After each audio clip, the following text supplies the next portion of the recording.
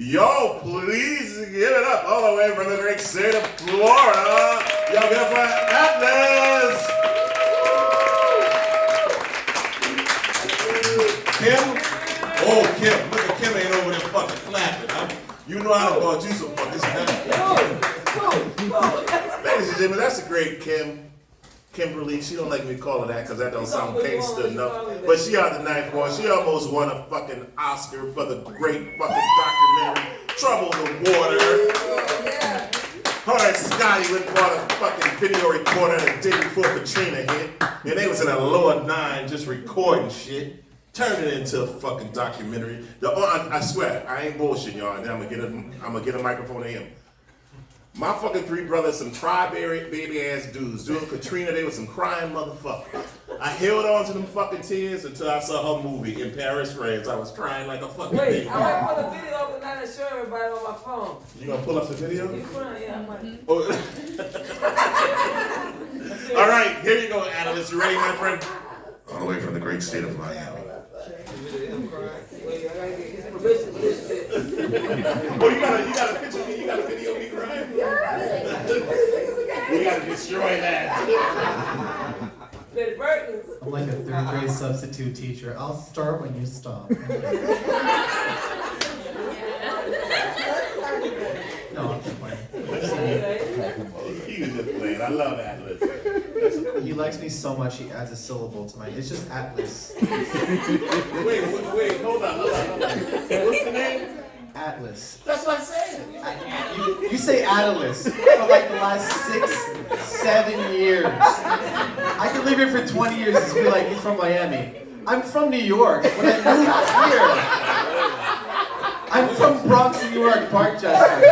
But when I relocated to New Orleans, I did so from Miami. And it's been lying. I don't even have a mortgage. Okay, I embellished that part. I wasn't sure. I'm not fiscally responsible enough. Okay. Man. All right. I'm gonna be honest. A few days ago, I stared at somebody who's looking for money at an intersection in the pouring rain, and this is what came of it. It would seem he has nothing.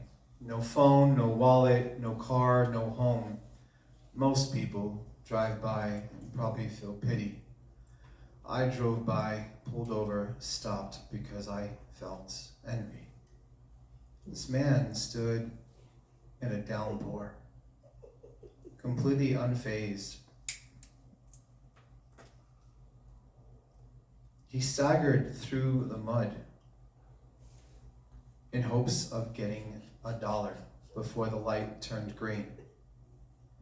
My friends and family have canceled plans over the slightest hint of inclement weather. Most people would rather reach for a scapegoat than a loved one and look for any opportunity to not have to leave their house. He makes his presence known to every single person who passes him. He stands as upright as the pain allows. He tries to reach as many people as possible in the shortest amount of time. From when the light turns red till it turns green. His method is as repetitive as the shifting of a typewriter, but this man finds a way to manifest hope in 75-second intervals. Most of my friends complain to me that they feel completely invisible to their coworkers. They avoid confrontation and conversation whenever possible.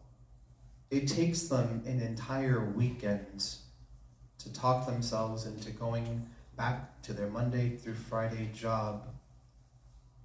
This man needed less than a minute.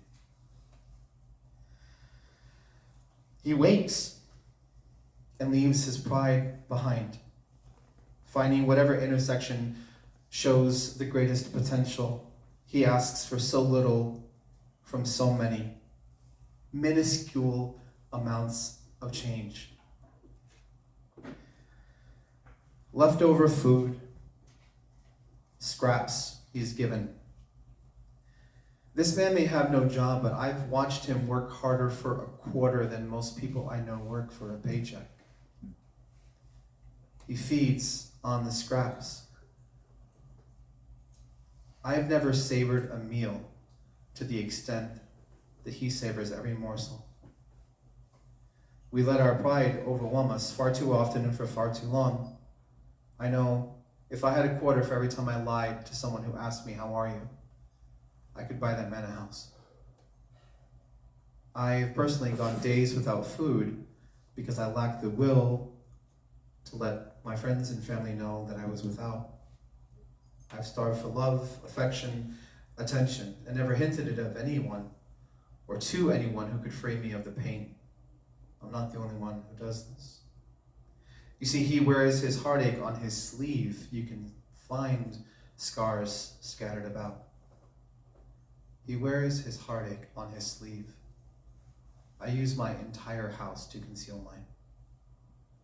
Once the traffic faded, he scouted out a discreet place to rest his head and lay his bed. The nightmare of his daily routine finally comes to a close. He zips up his sleeping bag and melts into the ground. We can control the temperature of our home, change our bedding to suit whatever color or mood we want. Mattresses come with a guarantee of comfort, yet despite all those accommodations and control, televisions are plagued with ads promising you a better sleep. Parents are poisoning their children with melatonin because our house is somehow still too chaotic to fall asleep. Many fall asleep on their couch because they lack the energy to drag themselves to bed. He has no phone. My phone seldom rings with a soothing or welcome voice. To be honest, I either use my phone to make money off of strangers, or strangers use my phone to try and make money off of me. He has no wallet. So many are filled with credit cards that do more to separate us from our finances than really feel as though we have any sense of control. He looks in his pocket to know how much money he has. It takes hours for most people to figure out how much debt they've accumulated. He has no car. So many people end up using their vehicle just to get to the places that help them pay for it. We have the luxury of physically getting anywhere, but mentally, we're either thinking about where we just were, what we should have said, and what we should have done while we were there, or thinking about where we need to be. We are everywhere, and yet somehow nowhere. He has no home. And yet it's become a multi-million-dollar industry for storage units because people buy in excess. So much so that hoarding is a thing. Each day he gathers his belongings and relocates. I feel anchored by everything I own. Many people will walk over the strip of pavement he'll call home. Very few people are ever invited over. I think he doesn't want any of the shit that I have. He doesn't want any of the stuff that I have around me. But I find myself wanting so desperately to get just an iota of the energy, the tenacity that dwells within him. He asks for change from everyone. And I feel like I change for everyone. He holds on to nothing. We can't let go of anything. He's free to go where he pleases. We feel chained by the need to please everyone. He moves through the pain. He moves in constant pain. And many of us are crippled by the fear of harm. If only I loved anything as much as he loves his freedom. It would seem at first glance that he has nothing, but he, according to him, has everything he needs. I have everything I thought I wanted, and I paid for it with everything I never knew I needed. The only thing more troubling than thinking about the decisions that led to him being homeless is thinking about all the things people do and are willing to do to each other to avoid it. Thank you. All right, ladies and gentlemen, y'all, a little more energy than that. Y'all get up for Analyst. All right. Let's see.